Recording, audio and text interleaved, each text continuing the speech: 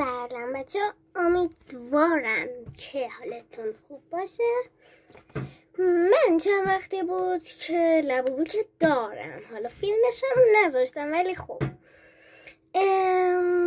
جاهایی دیده بودم که خیلی لبوب استیچو امتحان میکنن و من یه جا کرای بیبی دیدم و خیلی دوستش داشتم.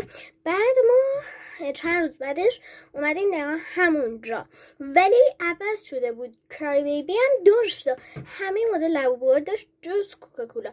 بعد جایی که گذاشته بودن لبوب استیچ داشت. بعد من گفتم همونو بخرم و بیایید با هم آنباکسش کنیم. یواش صدا میزنیم. میدونم که زیاد از بچه ها طرفداری نمیشه ولی خب تلاشمو میکنم. بچه‌ها 7 تا چیز داره که من این 2 چشم بسته رو اصلا دوست ندارم. اینا رو دوست دارم، اینو این سیکرتش هم که از خودم در بیاد، ولی این 2 تا رو به هیچ عنوان دوست ندارم که در بیاد. چرا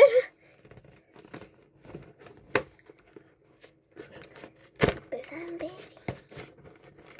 خدایا ایشالا اون در نیاد، من دوست ندارم.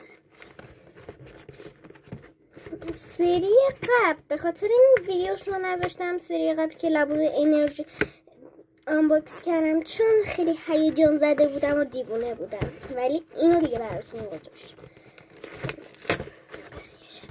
کاره کنیم جزون کاره که نمیشه. چقدر سفتم باشه.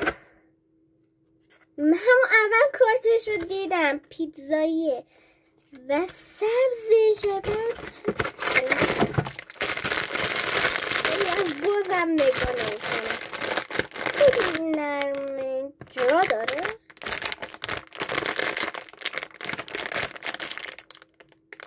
جوش نداره، حالا اگه هم داشت که من نمیم. اول شما ببینیم چه بویی داره.